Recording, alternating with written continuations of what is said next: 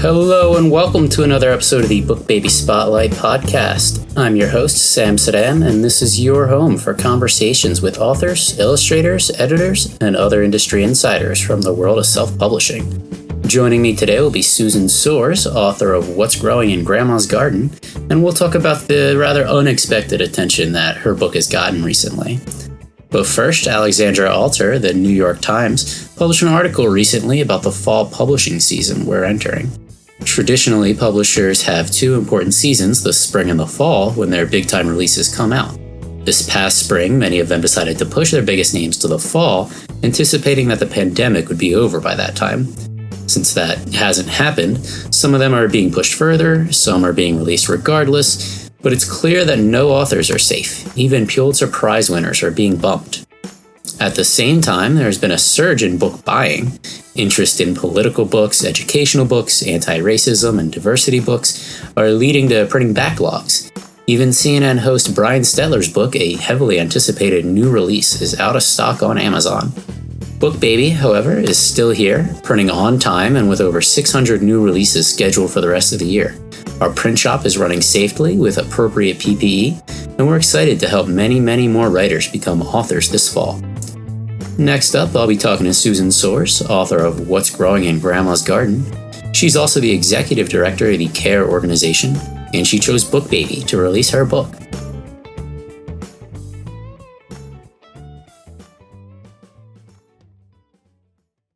Susan, thanks for joining me. Nice to be here.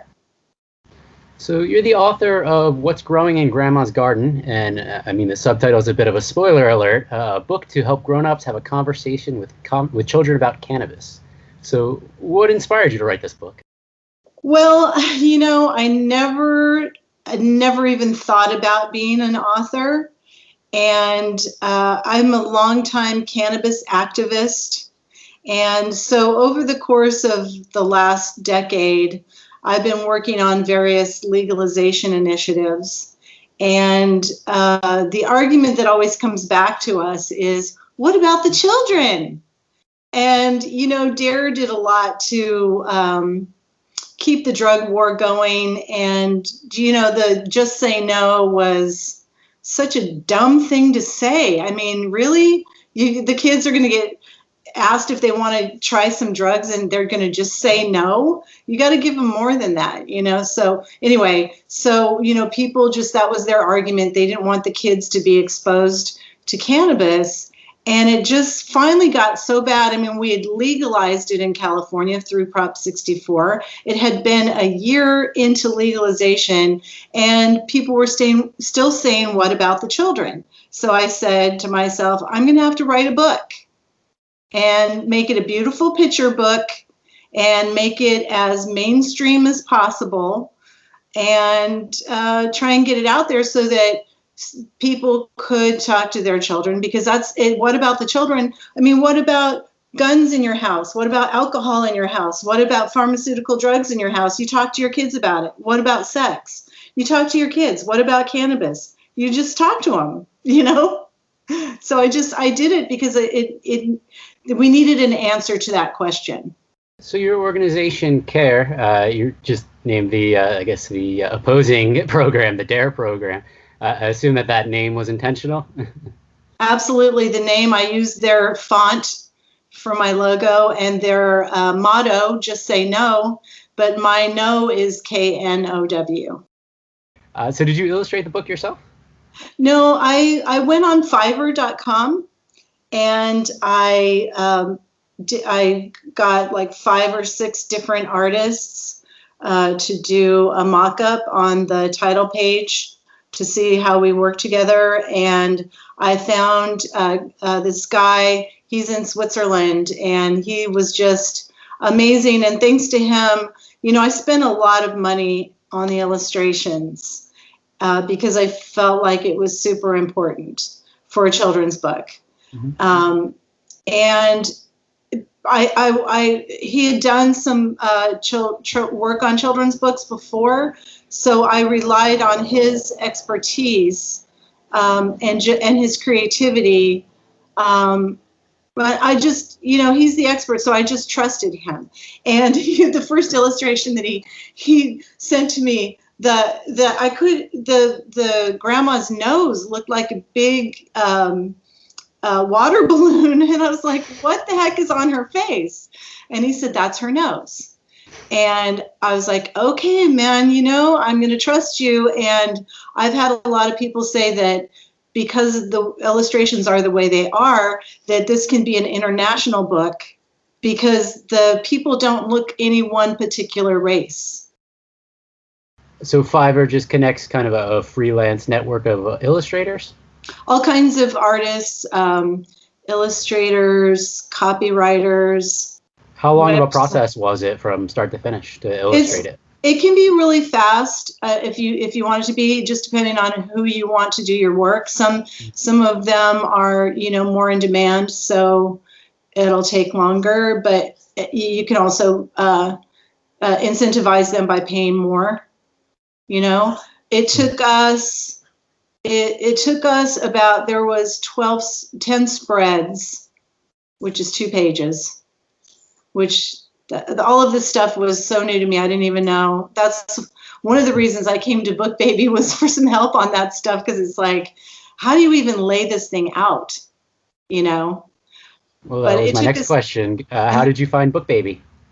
I did a lot of research. I wanted to be realistic. I wanted to know what I was getting into. So I spent a year researching the topic, interviewing parents, whether or not they were talking to their kids and what they were saying, what to expect as a first-time author, I contacted some publishers and got very many no thank yous, because it was about children and cannabis. But yeah, I wanted to be realistic about it, and I realized when I got done with my research that it was going to cost me about $10,000 to get the book out there, and I would be lucky if I sold 200 books if I did everything right as a first-time self-published author. And I was, that was fine. It was important that the book get out there. Fortunately, it's doing better than that, but it's a lot of work. So you released the book in 2019, and I know you have more recent news that I'm looking forward to hearing about, but what was the initial reaction? Well, what is it? You have 90 days when you're on Amazon. You have the pre-sale, 90 days to generate a lot of traffic. And I was fortunate because I had been a guest on The Woody Show several times before. The Woody Show is the #1 morning drive show in LA and like 3 or 4 other major markets, and they're on iHeartRadio. They've got like 15 million subscribers. So I had been on the Woody Show about 3 or 4 times as the weed fairy. I would come in and bring them bags full of weed after my event, and so they loved me. And it's because of Woody. He's one of the reasons I wrote the book, because one of my first appearance as the weed fairy, he said, how do you talk to your kids about cannabis? Because he had 2 little kids. And I was like, no, he asked me how I did it. How did you talk to your kids? And I had to confess that I didn't talk to my kids, because when my kids were kids, that was before Prop 215, so it was definitely not legal. So I didn't talk to them. So that made me feel bad. So then I went on my search for how were parents talking to their kids, and I found out that even people that were 3rd-generation cannabis growers, weren't talking to their kids about it. So I got to be on the Woody Show, and with all of those listeners, Woody, said go to Amazon or wherever they were supposed to go to pre-order the book. And so we got a lot of action right away. And so I think Amazon, the first order they placed was 225 books. Did you have any unique author events, meet and greet and bake, or? I need to do that. No, I haven't had time. I've got a lot of stuff going on. This book is just one of the projects. I haven't had time. I need to do that. Now we have COVID, so yeah, I'm not sure. going to want to share a joint with you at this time. Not right now. No. So how do you connect with your audience then? Via social media? Do you have to target to areas where it's legal, or? For the book is it's weird. It's still in this gray area. We can sell it anywhere, right? I mean, you would know. For sure, yeah. Yeah. So, but when I first started thinking about doing it, I tried to do some fundraisers like GoFundMe, and they wouldn't let me do a fundraiser because it had to do with cannabis and children. So what do you think the main message is that you want to send to parents through this book as to how to talk to their children? I want to normalize it. It's that's why I did the spread of the parents drinking wine and then grandma way back in the back, downwind from the kids, smoking her joint. And I didn't put any copy about the joint. It's pretty subtle. Mm-hmm. I wanted to do it in a way that if the child noticed grandma was smoking, the child could ask, or if the parent felt like talking about it, they could, or they could just skip through it and it could be more of a benign thing. Mm-hmm. I wanted to leave that in the hands of the family, just starting the conversation. So publishing is usually an industry with a really short attention span. That there's build up to a book and then it's out and then suddenly it's old news. But you didn't have that experience, and almost a year later had a sudden spike in interest. So can you tell me about that? Yeah, I woke up last Monday morning? These weeks are going by so slow.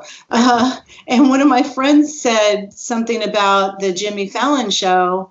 And I said, what are you talking about? And he said, oh, your book was on the Jimmy Fallon show. And he thought that I knew that I had arranged it or something. I saw the video and I was horrified because he's got this segment called Do Not Read. Do not read, do not read, do not read these books, these books. This next up is a children's book. I love kids' books, obviously, you know that, man. This one's called What's Growing in Grandma's Garden? And then if you zoom in, it says, a book to help grown-ups have a conversation with children about cannabis. Wait, what? Yeah, it's never too early to teach your kids about how grandma loves to get baked. There you go. Let's take a look inside. You got some people there eating, kids playing under a tree, and then there's grandma just chilling by herself in front of a locked greenhouse. She's like Martha Stewart. Right. Do not read? Why is my book in there? But so I was pretty upset the first day on social media, and then I talked to a bunch of people, and everyone was like, "No, this is a good thing." So, have you reached out to the Fallon people, try to follow up on this? I have. I reached out to the people that are in charge of that segment. I sent them the spoof. A lot of people went on YouTube where the show posted the video and, said, shame on you, Jimmy Fallon, cannabis is good. And there's all kinds of comments. So, I'm crossing my fingers, hoping that he'll let me be on the show. But he has come out and said that he's not a pot person. Mm. So I don't know. I don't know how he feels about it. Hopefully we can get the Weed Fairy National. That would be great. So are you working on any new books? Everybody keeps telling me that I need to do a follow-up, but I don't have that sense of urgency like I did that one. Somebody said I should do What's Cooking in Grandma's Kitchen book, but we'll see. Well, if you do, are you going to publish with BookBaby again? Oh, yeah. Yeah, there's no way I could, I'm so busy